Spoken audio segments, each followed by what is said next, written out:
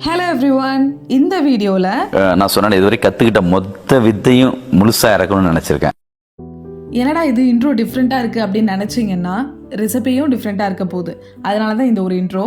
இந்த ப்ரௌனி ரெசிபியை கருப்பு கவனி அரிசி மாவில் தான் நான் பண்ணியிருக்கேன். எவ்வளோ சூப்பராக கிரிங்கிள் டாப்போடு இருக்குது பார்த்தீங்களா? இந்த ரெசிபி எப்படி பண்ணுறதுன்னு பார்க்கலாம் வாங்க.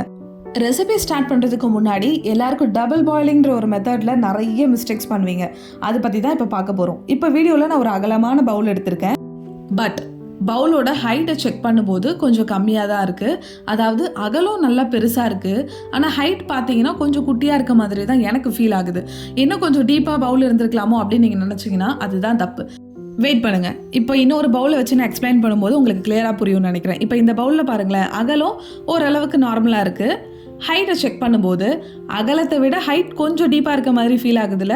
உங்களுக்கு டிஃப்ரென்ஸ் புரியும்னு நினைக்கிறேன். வேணும்னா ஸ்க்ரீன்ஷாட் எடுத்து செக் பண்ணி பாருங்கள்.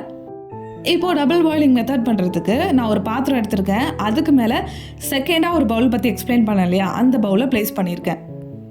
இப்போது இந்த பாத்திரத்துக்குள்ளே நான் இந்த பவுலை வைக்கிறேன். இப்போது நல்லா பாருங்கள், பவுலோட அடிப்பகுதி இந்த பாத்திரத்துக்குள்ளே நல்லாவே போயிருக்கு.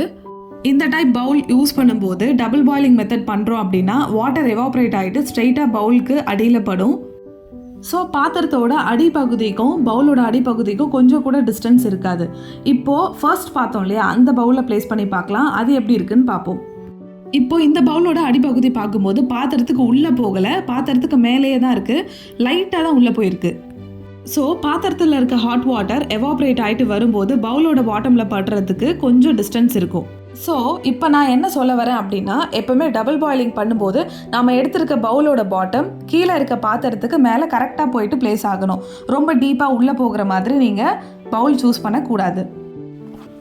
இல்லை உங்ககிட்ட நான் வீடியோவில் இப்போ காமிக்கிற மாதிரி பவுல் தான் இருக்குது அப்படின்னா இந்த பாட்டமை விட பாத்திரம் கொஞ்சம் குட்டியாக இருக்க மாதிரி பார்த்துக்கோங்க. அதில் ஹாட் வாட்டர் எடுத்துக்கோங்க. அப்போ தான் கீழே இருக்க பாத்திரத்தில் இந்த டைப் பவுல் எடுத்துகிட்டு போய் நீங்கள் வைக்கும்போது ஸ்ட்ரெயிட்டாக அது டீப்பாக போகாமல் உங்களுக்கு மேலேயே உட்காந்துரும். ஒரு பாத்திரமும் பவுலில் யூஸ் பண்ணி டபுள் பாயிலிங் பண்ணுறதுக்கு இவ்வளோ எக்ஸ்ப்ளனேஷனாக கேட்டிங்கன்னா இதுக்கு ரீசன் இருக்குது. நான் வீடியோ இன்பிட்வீனில் சொல்லியிருக்கேன், ஸோ செக் பண்ணிக்கோங்க. இப்போது டபுள் பாயிலிங் மெத்தடை ஸ்டார்ட் பண்ணிடலாம். டபுள் பாயிலிங் பண்ணும்போது எப்பவுமே பாத்திரத்தோட கால் பகுதிக்கு தான் தண்ணி எடுக்கணுமே தவிர அரை பகுதிக்கு எடுக்கக்கூடாது. சிம்பிளாக ஒரு ட்ரிக்கை ஃபாலோ பண்ணுங்கள். உங்களோட கையை வச்சு பாருங்கள், அதில் ஃபஸ்ட்டு ஒரு லைன் இருக்குது தெரியுமா, அந்த அளவுக்கு மட்டும் தண்ணி எடுத்துக்கோங்க, அதுக்கு மேலே தேவையில்லை. எந்த பவுலில் டபுள் பாயிலிங் மெத்தட் பண்ண போகிறீங்களோ அந்த பவுலில் 200 கிராம்ஸ்க்கு டார்க் ஆர் மில்க் சாக்லேட் எடுத்துக்கோங்க. இல்லை ரெண்டுமே கலந்து எடுத்துக்கலாம். நான் யூஸ் பண்ணியிருக்கிறது மில்க் சாக்லேட். நான் காம்பவுண்ட் யூஸ் பண்ணல, சாக்லேட் தான் யூஸ் பண்ணியிருக்கேன். இதோட நேம் கோவச்சூர்னு சொல்லுவாங்க. பாத்திரத்தில் இருக்க தண்ணியை நல்லா சூடு பண்ணி எடுத்துக்கிட்டு அதுக்கு மேலே இந்த சாக்லேட் பவுல் வச்சுருக்கேன். ஸோ பாத்திரத்தில் இருந்து வர எவாப்ரேஷன் மூலியமாகவே இந்த சாக்லேட் மெல்ட் ஆகிடும். பட் காம்பவுண்ட் அப்படி மெல்ட் ஆகாது. இது கூட அன்சால்டட் பட்டர் 100 கிராம்ஸ் ஆட் பண்ணிக்கோங்க. இப்போ நிறைய பேருக்கு டவுட் வரும், ஆயில் யூஸ் பண்ணலாமா அப்படின்னு. பண்ணுறது ஹெல்த்தியாக பண்ணுறோம், அதுக்கு எதுக்கு ஆயில்? ஸோ முடிஞ்ச அளவுக்கு பட்டர் அண்ட் சாக்லேட் இந்த மாதிரி யூஸ் பண்ணிக்கோங்க. தண்ணியை டைரெக்டாக ஃப்ளேமில் வச்சு பண்ணும்போது பட்டர் அண்ட் சாக்லேட் அதிகமாக ஊஸ் அவுட் ஆக சான்சஸ் இருக்குது. அதாவது ஓவர் மெல்ட் ஆகிடுச்சு அப்படின்னா நீங்கள் பண்ணுற ப்ரௌனிலேருந்து பட்டர் தனியாக பிரிஞ்சு வந்துடும். இதனால் ப்ரௌனியை கட் பண்ணும்போதே உங்களுக்கு களி மாதிரியான டெக்ஸ்சர் வர்றதுக்கு நிறையவே சான்சஸ் இருக்குது.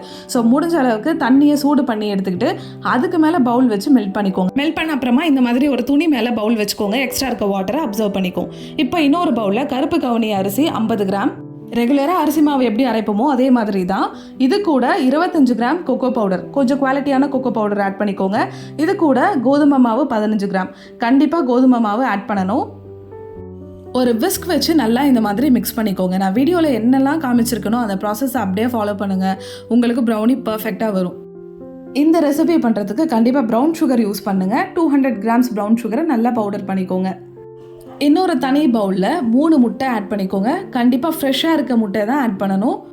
எலக்ட்ரிக் பீட்டரை ஸ்பீட் 1லேருந்து கிராஜுவலாக ஸ்பீட் இன்க்ரீஸ் பண்ணி எக் நல்லா நுரைச்சி வர அளவுக்கு பீட் பண்ணிக்கணும். இது கூட ஆல்ரெடி நம்ம பவுடர் பண்ணி வச்சுருந்தோம் இல்லையா ப்ரௌன் சுகர், அதை 3 பேட்சஸாக ஆட் பண்ணிக்கோங்க. கொஞ்சம் கொஞ்சமாக ஆட் பண்ணிவிட்டு நல்லா பீட் பண்ணிக்கணும். ப்ரௌன் சுகருக்கு பதிலாக வெல்லமோ நாட்டு சர்க்கரையோ யூஸ் பண்ணிக்கலாம். பட் ப்ரௌன் சுகர் இந்த ரெசிபிக்கு பர்ஃபெக்டாக சூட் ஆகும். ப்ரௌன் சுகர் ஆட் பண்ணும்போது தான் ஆக்சுவல் ப்ரௌனியோட ஃபட்ஜினஸ் உங்களால் ஃபீல் பண்ண முடியும். இதில் 2 முக்கியமான விஷயம், நம்ம ஆட் பண்ணுற ஸ்வீட்னர் நல்லா பவுடர் பண்ணியிருக்கணும். சர்க்கரையாக இருக்கலாம், நாட்டு சர்க்கரையாக இருக்கலாம், இல்லை வெல்லமாக இருக்கலாம், ஏதோ ஒன்று, ஆனால் நல்லா பவுடர் பண்ணியிருக்கணும். அதே போல் இது நல்லா கரைஞ்சிருக்கணும். அப்போ தான் கிரிங்கிள் டாப் பர்ஃபெக்டாக வரும். கொஞ்சம் லைட் ப்ரௌன் கலராக சேஞ்ச் ஆகி நல்லா க்ரீமியாக வர அளவுக்கு பீட் பண்ணிக்கோங்க.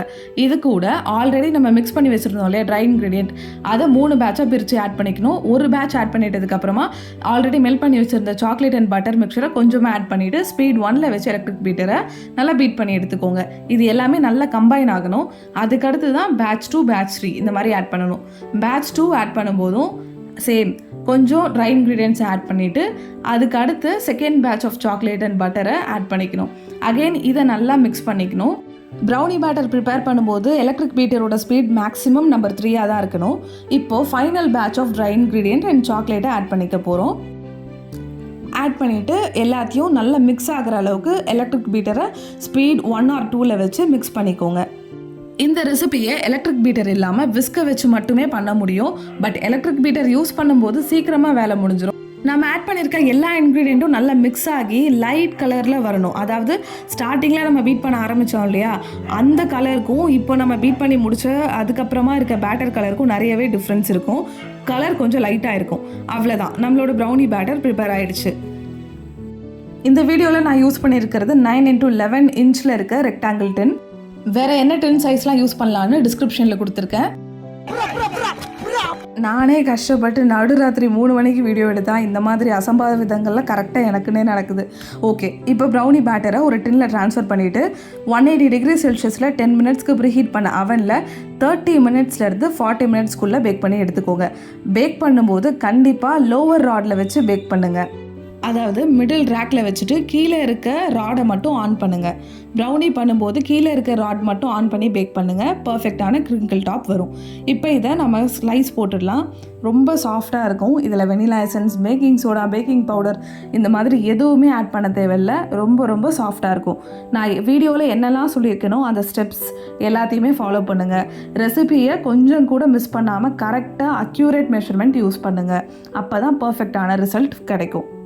பேக் பண்ணி முடிச்சதுக்கப்புறமா ப்ரௌனியோட வெயிட் 700 கிராம்ஸ்லேருந்து 730 கிராம்ஸ்க்குள்ளே இருக்கும். 1/2 kg ப்ரௌனி மெஷர்மெண்ட் நான் கூடிய சீக்கிரமாகவே அப்லோட் பண்ணுறேன். இந்த ப்ரௌனியோட ஷெல்ஃப் லைஃப் 3 நாள் வரைக்கும் ரூம் டெம்பரேச்சரில் கெட்டு போகாமல் இருக்கும். ப்ரௌனியோட டெக்ஸ்சர் பாருங்களேன், எவ்வளோ பர்ஃபெக்டாக வந்திருக்கு. மைதாவில் பண்ணால் என்ன ஒரு டெக்ஸ்சர் இருக்குமோ அது அப்படியே வந்திருக்கு. கிரிங்கிள் டாப்பும் சூப்பராக இருக்குது. ஸோ கண்டிப்பாக இந்த ரெசிபியை ட்ரை பண்ணிவிட்டு உங்களோட ஃபீட்பேக்கை கமெண்ட்டில் சொல்லுங்கள். வேறு என்ன ரெசிபிலாம் அப்லோட் பண்ணலான்னு கமெண்ட்டில் சொல்லுங்கள். இன்னொரு இன்ட்ரெஸ்டிங் வீடியோவில் உங்களை மீட் பண்ணுறேன். தேங்க்ஸ் ஃபார் வாட்சிங்.